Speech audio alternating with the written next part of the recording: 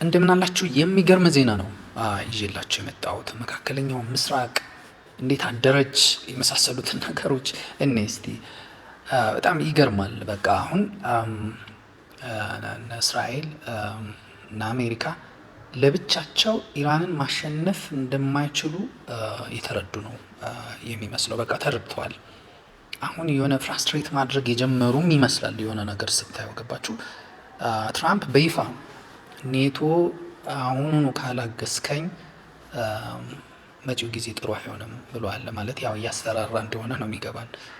ማገዝ አለባችሁ ነው እንግዲህ ኔቶን ለቅቄ እወጣለሁ አይልም ትራምፕ። ምክንያቱም የአሜሪካ ሕግ ወጥቶ እንትን ለቆ እንዲወጣ አይፈቅድለትም። 3/4 የሴኔት ድምፅ ካላገኘ በስተቀር ብዙ አይነት የሕግ ወጥመዶች አሉበት እና ሲያስፈራራ ምን ለማለት ነው? የበጀት ጉዳይ ነው ወይ ምንድን ነው የሚለው ነገር ሁሉ የሚካተት ይመስለኛል። ግን እንግሊዝንና ካናዳን አነጋገረ በግልጽ። እነዚህ ሀገሮች እንግሊዝና ካናዳ ማለት ነው በፍጹም ሃርሙስ ሰርጥን እንትን አንልም፣ ወደዛ መርከብ አንልክም።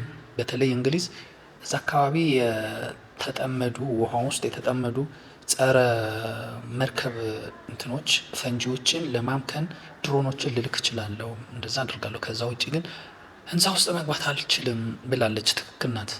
እንግሊዝ፣ ጀርመን፣ ፈረንሳይ፣ እንግሊዝ ሃርሙዝ ላይ ሄዱ ማለት የእንትና የራሻ የሞት ክልል ገቡ ማለት ነው።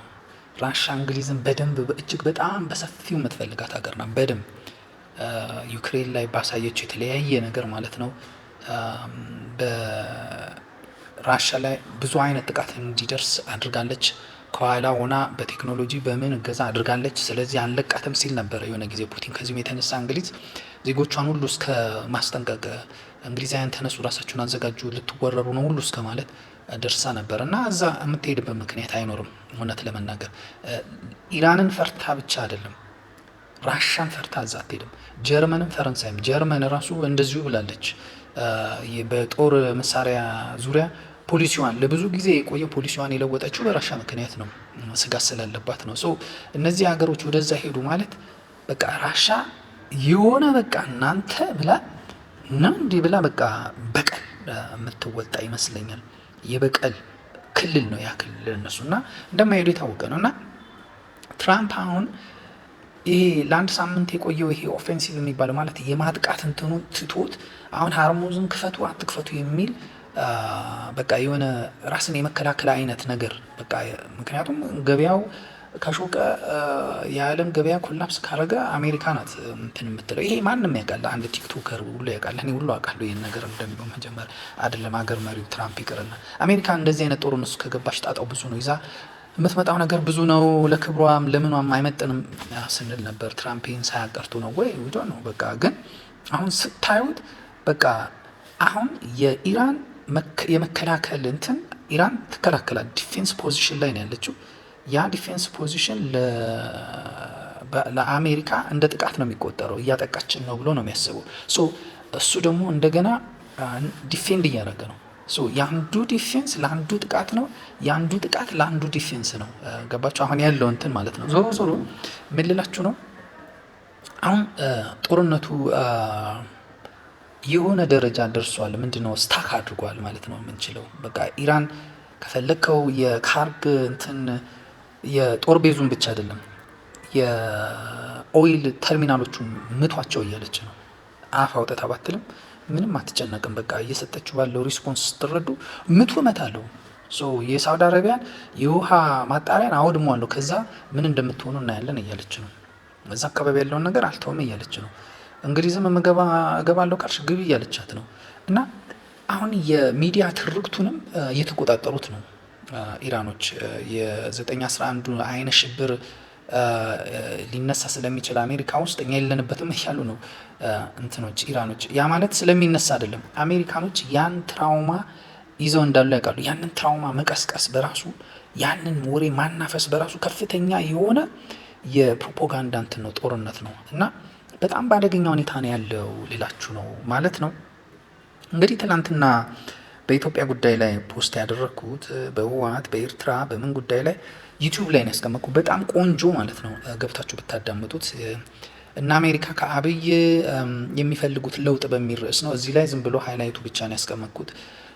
እና ብገቡና እዚህ ዩቲዩብ ላይ ቲክቶክ ላይ የምታዩ ብዙዎቻችሁን ታዩኛላችሁ። የምታዩኛል ክሊክ አድርጋችሁ ገብታችሁ እዛ ብታዩኝ በአንድ ቀን በቃ ሰዓቱ ይሞላልኝ ነበር። የምሬን ነው። በቃ እስቲ ተባበሩኝ። እስቲ በአንድ ቀን ግቡና ሰዓቱን ሙሉት።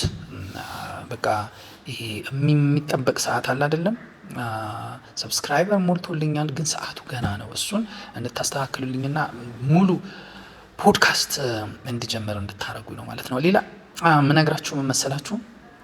እና ኢራን ካልተሸነፈች እንዴት ነው የኢትዮጵያ ጉዳይ የወደቡ ጉዳይ ክሉኝ ይሆናል። ኢራን ተሸነፈችም አልተሸነፈችም ምንም ማለች ምን አላለች እና አሜሪካ የኢራንን ፕሮክሲ መዋጋታቸው አይቀርም። የኢራንን እጅ መቁረጥ አለብን፣ ኢራን የከበደችን ለዚህ ነው ብሎ እንደሚያስቡ ማወቅ አለባቸው። ሰው ይሄ ምስራቅ አፍሪካ አካባቢ ያለው ነገር መጥራቱ አይቀርም፣ ማወቅ ያለባቸው ማለት ነው። ይጠራል ምንም ነገር በቃ የየመን ጉዳይ፣ የቀይ ባህር ጉዳይ፣ የምን ጉዳይ በቃ ገባችሁ። ቼኑ በጣም ሰፊ ነው። ኢራን ሁቲን ሰራች፣ ሁቲ ኤርትራን ትሰራለች፣ ኤርትራ የኢትዮጵያ ፕሮክሲዎችን ትሰራለች። የኢትዮጵያ ፕሮክሲዎች ማለት እየተራባ የሚሄድ ፕሮክሲ ነው። የኢራን ፕሮክሲ ቀላል አይደለም። እና እንደምታውቁት አሁን ስለ ህወሓት ስነግራችሁ እኔ ህወሓትን ስለምጠላ ስለምወደድ ኒውትራል የሆነ ነገር ነው የምነግራችሁ። ስለ ህወሓት ትላንትናም ነግራችኋለሁ። ህወሓት እንዴት ነው አሁን ያለበት ሁኔታ? ድሮን ተቀብለዋል። ያ ድሮን ዞሮ ዞሮ ከኢራን ጋር የተያዘ ነው። እንዴት ነው አክት የሚያደርገው? እንዴት ነው በኢትዮጵያ መሬት ላይ መንግስት ባለበት እንትን ላይ ድሮን የታጠቀ ታጣቂ ቡድን አለ ሲባል ራሱን እንዴት ነው የሚያየው የሚለውን ነገር ማየት ጥሩ ነው። የሚያየው እንደ አንድ ዲፋክቶ ስቴት ነው የሚያየው እንደ አንድ ዲፋክቶ ስቴት በቃ ራሱ እንደ ሶማሌላንድ ምናምን አድርጎ ደብዳቤ ይጽፋል፣ ለኤዩ ይጽፋል፣ ለዩኤን ይጽፋል። ሲጽፍ በቃ ከመንግስታት ጋር ግንኙነት መፍጠር እንደሚችል አስቦ ነው የሚጽፈው። ባለፈው አሁን የአብይ መንግስት የፕሪቶሪያ ጉዳይ ላይ ህወሓት ጻፈ ለኤዩ ማለት ነው።